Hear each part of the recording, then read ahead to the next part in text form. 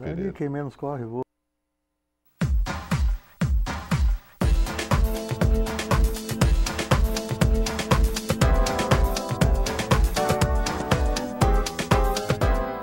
Olá, eu sou José Antônio Conte, estou começando aqui no seu canal legislativo mais uma Assembleia Entrevista. Vamos falar sobre a Brigada Militar e vamos falar sobre uma associação que já tem 27 anos. Está aqui conosco o fundador da Associação dos Oficiais da Brigada Militar. Um dos fundadores, na verdade, foi um grupo. Mas seguramente o senhor deve ter sido o Coronel Marcos Beck, o principal batalhador pela entidade, né? Nós, há 27 anos, realmente, nesse mês agora de maio, nós comemoramos essa data. Um grupo de oficiais, eu estava junto desse grupo de oficiais, era o mais antigo, tenente-coronel. Os outros eram capitães, basicamente. Embora todos tenentes, à época, todos apoiassem a associação. Mas ela contava, ou não contava, não esperávamos uma reação tão forte do governo à época, né? Que inclusive nos prendeu. Tanto eu fui preso, depois os capitães que apoiavam essa ideia, em solidariedade, fizeram um manifesto de apoio à fundação da associação, é a minha pessoa que encabeçava ali. E assim como eu fui preso, eles acabaram presos em uma diáspora, né, transferidos para várias partes do interior. Mas valeu a pena. Interessante, né? Não foi há tanto tempo, né? Pelo regimento interno da Brigada Militar, há 27 anos não se podia fazer movimentos, então? Não, os comandos não estavam preparados para essa mentalidade, essa abertura que hoje temos, né? E hoje até a gente pode dizer que nós temos um bom número de sócios e vários ex-comandantes gerais da Brigada, inclusive da época, hoje são sócios da associação. Hoje eles reconhecem que a associação realmente tem legitimidade para tratar fora do ranço político, digamos assim, porque uma das coisas que à época nós buscávamos, por exemplo, era que a Brigada tivesse orçamento próprio, não dependesse de votação, de orçamento, dia a dia, pedindo para o homem para ter diária, pedindo para ter verba para combustível, que tratasse a corporação como uma entidade de Estado e não de governo. E com profissionalismo, né? Sim, de Estado. Uma corporação que pudesse fazer o seu planejamento estratégico por vários anos, que não sofresse as contingências de cada mudança de governo e de partido político que assume o poder ali na ordem do dia. Da mesma forma, na época, uma coisa que não aconteceu até hoje acontece com o Ministério Público, com outras instituições públicas, que uma das bandeiras era que o comandante fosse eleito pelos pares. Por quê? Porque nós nos conhecemos, né?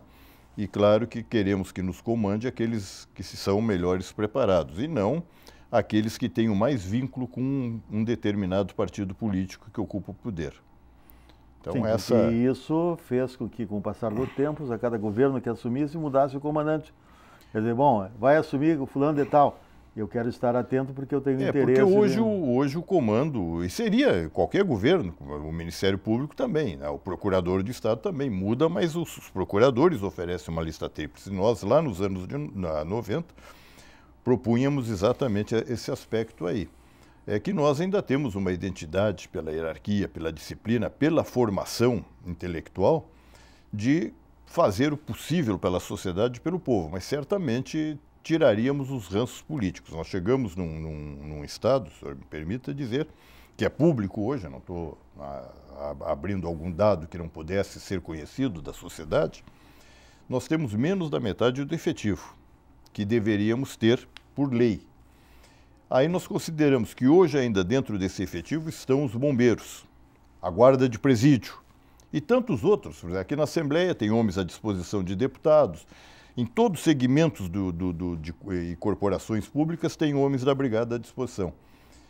Então, certamente se nós tivéssemos uma polícia de Estado e não de governo, os comandos não deixariam ter chegado a essa situação. Qual seria a diferença, polícia de Estado? Como ela seria diferente da atual? Porque a polícia de Estado é o que hoje nós estamos vendo, assim a Polícia Federal. Vê que agora, com essa troca de ministros, já fala-se que vão trocar o diretor da Polícia Federal, o doutor Aiello. O que preocupa a todos. O que preocupa a todos.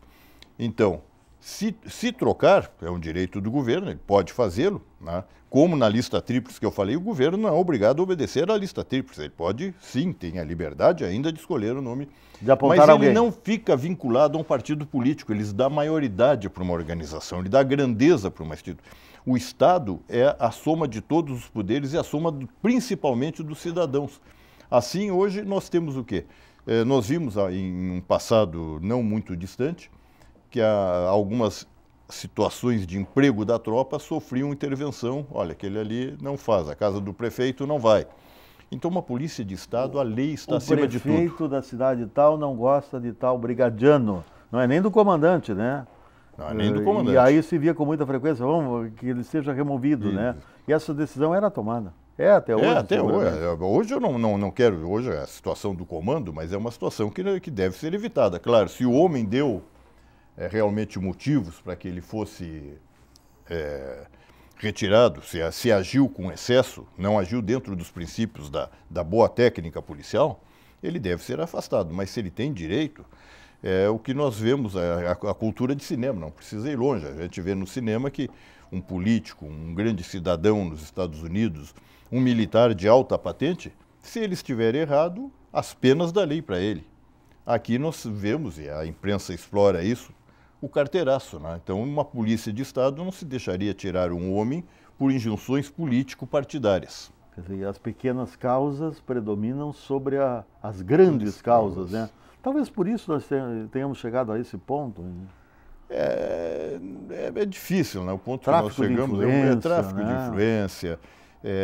Nós temos uma inversão, aqui nós não valorizamos o ente público. Agora mesmo, até um grupo de deputados federais viajando para os Estados Unidos, conhecendo aquela política da janela quebrada e tantas outras, como Nova York, né, o que fizeram contra o crime. E estávamos vendo ali, né, que, por exemplo, o presidente eleito agora, crítica daqui ou crítica dali, ele valoriza lá, a sociedade valoriza.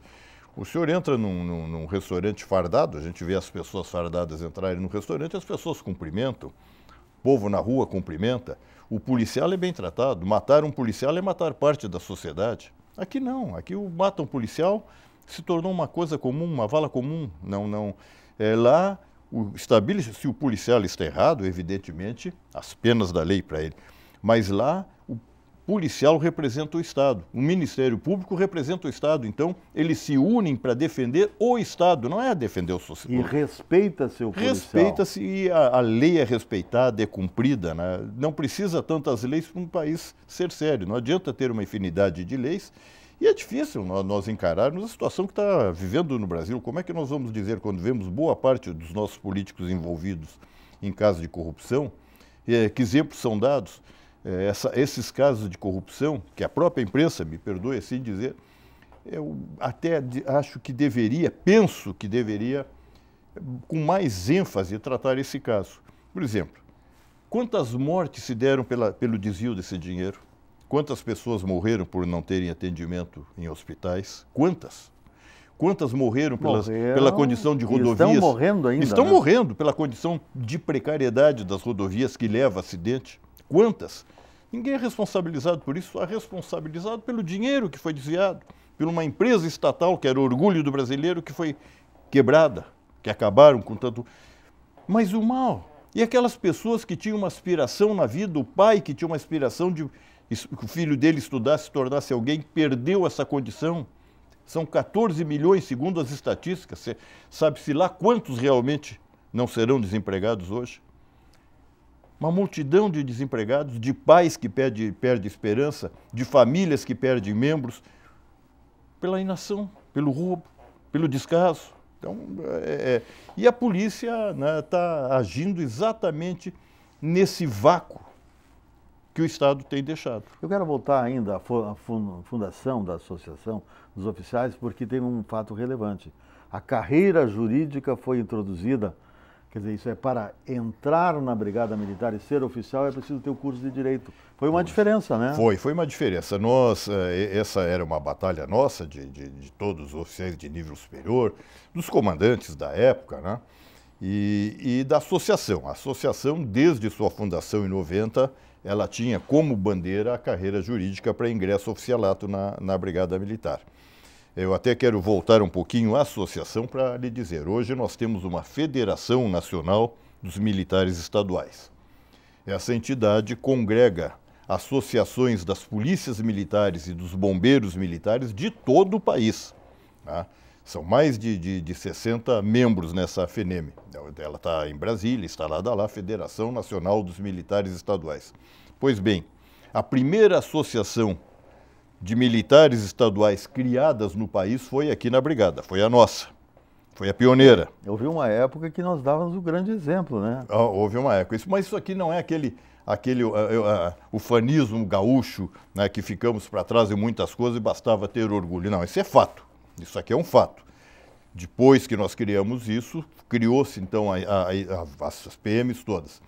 A carreira jurídica, nós instituímos a Brigada, o trabalho começou bem antes da associação de 90, esse trabalho lá da carreira jurídica começou até com trabalhos científicos de oficiais nossos, como, por exemplo, o Coronel Moresco, que é já um veterano também, assim como eu, na reserva, fazia um trabalho, esse trabalho nós pegamos na diretoria de ensino, e teve continuidade de 2, 3 comandos, até que em 97 veio a ser aprovada a carreira jurídica. Qual é a mudança da carreira jurídica? A carreira jurídica, nós temos um sistema na segurança pública é sistêmica, né? Deveríamos ter, sim, um sistema de persecução criminal, penal. E aí, nesse sistema de persecução criminal, nós temos o Ministério Público, nós temos a Justiça, nós temos a Defensoria, todos com carreira jurídica. E aquela que maior contato tem com a superfície, com o tecido social, que é a Polícia Militar. A Polícia Militar, ela é o órgão mais presente das instituições públicas brasileiras. Ela é que tem mais capilaridade, não só aqui no Rio Grande, ela tem capilaridade em todo o país. Ela está presente nos distritos, nos municípios, claro que hoje menos no Rio Grande do Sul, infelizmente, face ao nosso efetivo, cada vez mais desmilinguido, cada vez mais minguado. Tá? Mas ela é mais presente. Os casos começam, os chamados para 190, os pedidos de socorro, e o soldado da Brigada é o mais presente. Quando a situação está a prêmio, qualquer um que está a prêmio, ele precisa da Brigada, ele clama pela Brigada, ele chama pelo policial.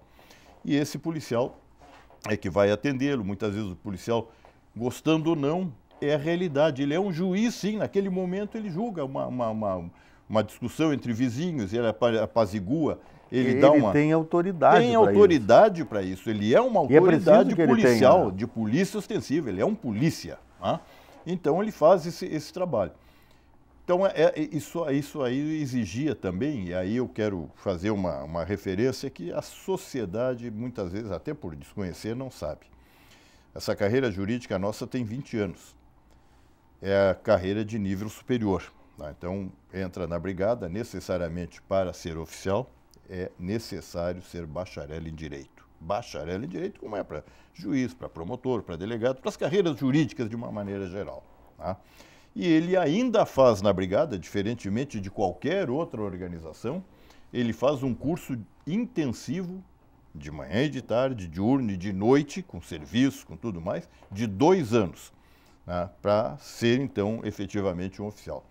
E talvez é graças a essa dedicação desses oficiais de nível superior da Brigada, capitães, majores, tenentes-coronéis e coronéis, que a Brigada, com efetivo mínimo, insuficiente para dar segurança à população gaúcha, é graças a esse homem, pela estratégia de emprego do efetivo, tem conseguido multiplicar várias vezes esse efetivo, fazendo com que nós, apesar de tudo, estejamos presentes no mais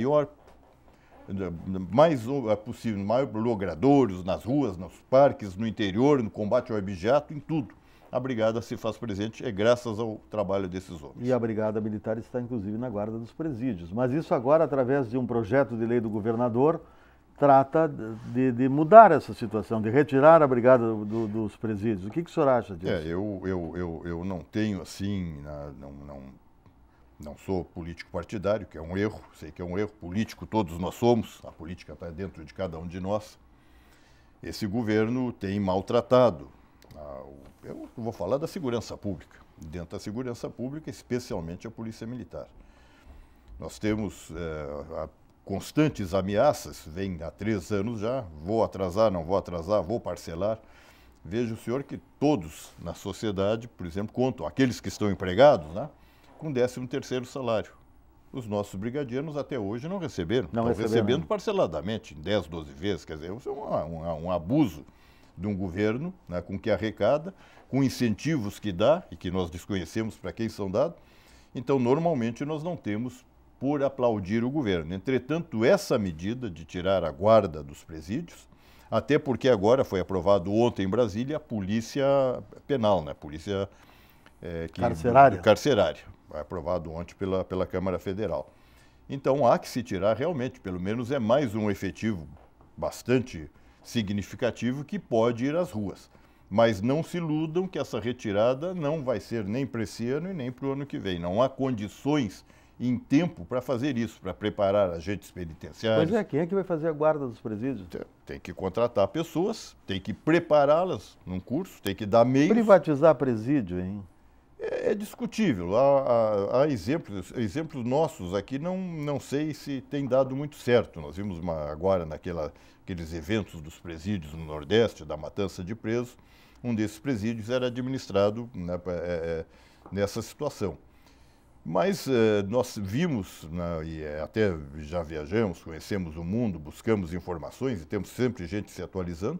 Há países em que isso é um exemplo